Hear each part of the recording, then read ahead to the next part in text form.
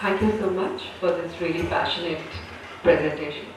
I request Professor S.K. Sharma to now take the podium and make the presentation. My topic is on WTO and food security in India and Pakistan. Food security is a very sensitive issue in the Doha round, and for the last few years, this is the main issue between the developed and developing countries. Today I am going to discuss about some of the provisions of the WTO and how this WTO provision are eroding the policy space for India and Pakistan along with many other countries to implement food security policy in developing countries.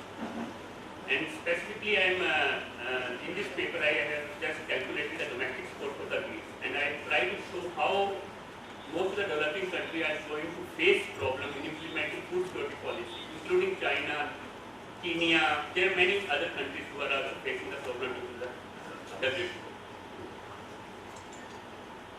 In many of the developing countries, for example, if you take the case of India, how food security policy is implementing in India, there are three important components of food security, like the government first procure, then store it, then after that the government distribute.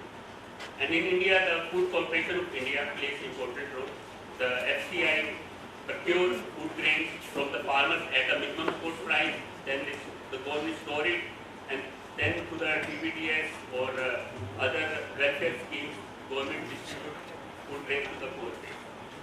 In case of Pakistan, the provincial government like Punjab, Sindh, Balochistan and POSCO, which is the counterpart of you can say the FCI, they also procure from the farmers and then they distribute food grains, especially wheat, to the poor.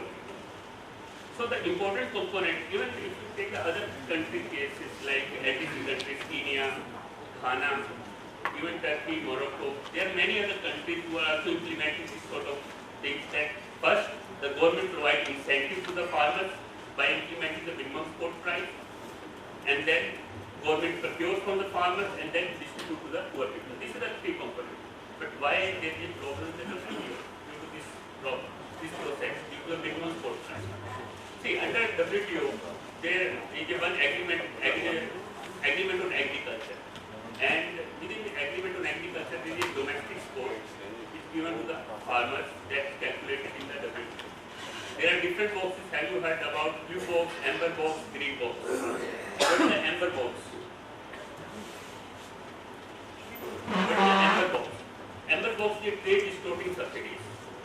Like in India, Indian government provides subsidies in the form of input subsidies like fertilizer, canal irrigation, electricity.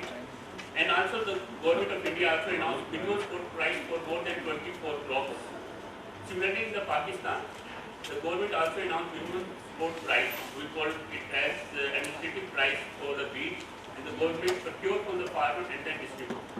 Now under the WTO agreement on agriculture, India and Pakistan has a policy space only up to buy wheat up to 10% of value of wheat of any specific year.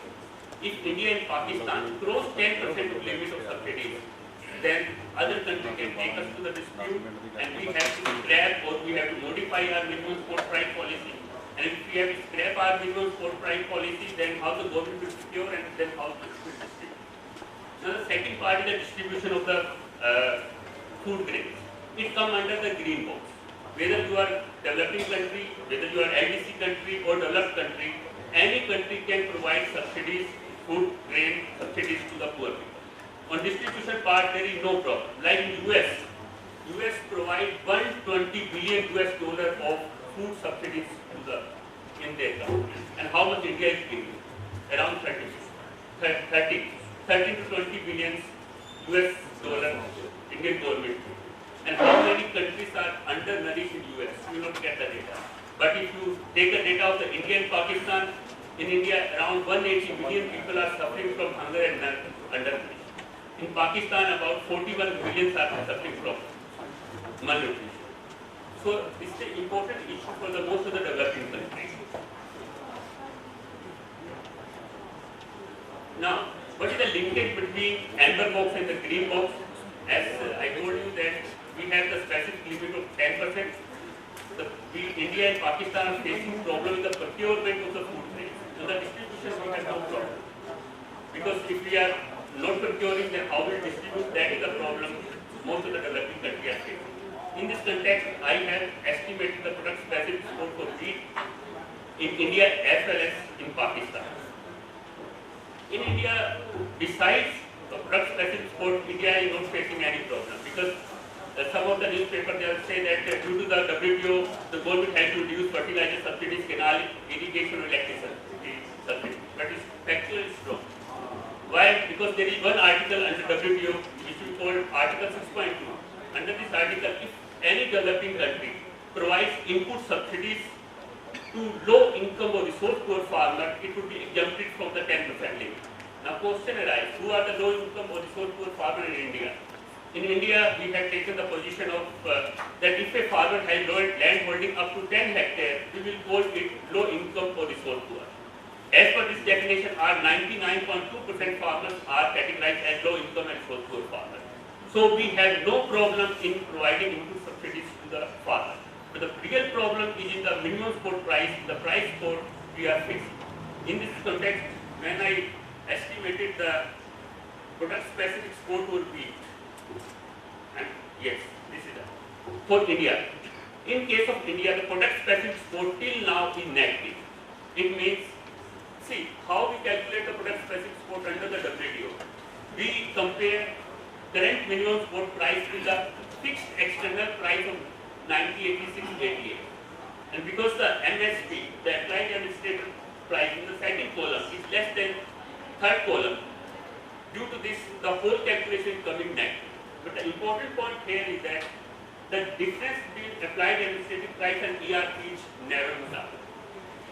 No doubt, till now in the wheat, we have negative product specific support, but the gap between the applied administrative price and ERP has already, especially 2011-12, it was more than an external reference price. In India, we are not facing any problem in providing product specific support for the wheat, but yes, in case of rice, we have problems. By 2017, we will cross the 10% limit, and then there is a problem for India. In case of Pakistan, I calculate the product specific support till 2014, and Pakistan has crossed product specific limit of 10% for about 4 years. If you see the last column, at least 4 years, Pakistan has crossed the 10% limit. It means that the Pakistan has violated their commitment under the agreement on agriculture. And if this is the case, then yes, we have to need a one solution for this problem. Otherwise, the government of India or Pakistan or many other developing countries are not able to procure food grains from the farmers, and then they are not able to distribute to the. Due to this, India raised this issue in 2001, and they have demanded the food security box in 2009. After that, African groups, they have raised this issue.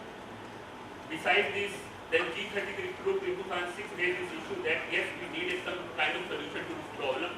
Otherwise, most of the developing countries were not able to implement the food security policy.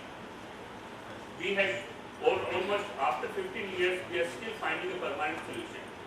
And yes, there is a discussion was we got the peace clause in Nairobi in 2013.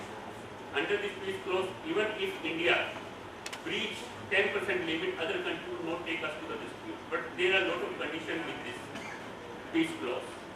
And in the Nairobi, just last December, we are trying to find a permanent solution for this, and the WTO member are engaged in finding a permanent solution. And what is the solution that India or G33 are demanding? The specific thing that India and G33 are demanding that if government of India or developing country procure food grains from low income or resource poor farmer, it would be exempted from the calculation.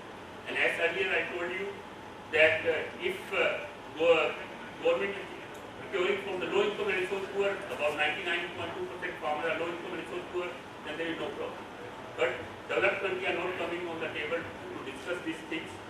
Besides this, India and Pakistan are on the total opposite side.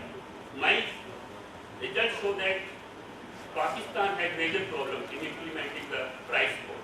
But whenever we go to the Committee on Agriculture, the Pakistan raised this issue that why India is giving the minimum export price. But actually, the Pakistan has a problem. Here, I am not criticizing Pakistan position or any other position. My point is that the developing countries should have to come together for a common negotiating position in the WTO. Otherwise, most of the countries face the problem.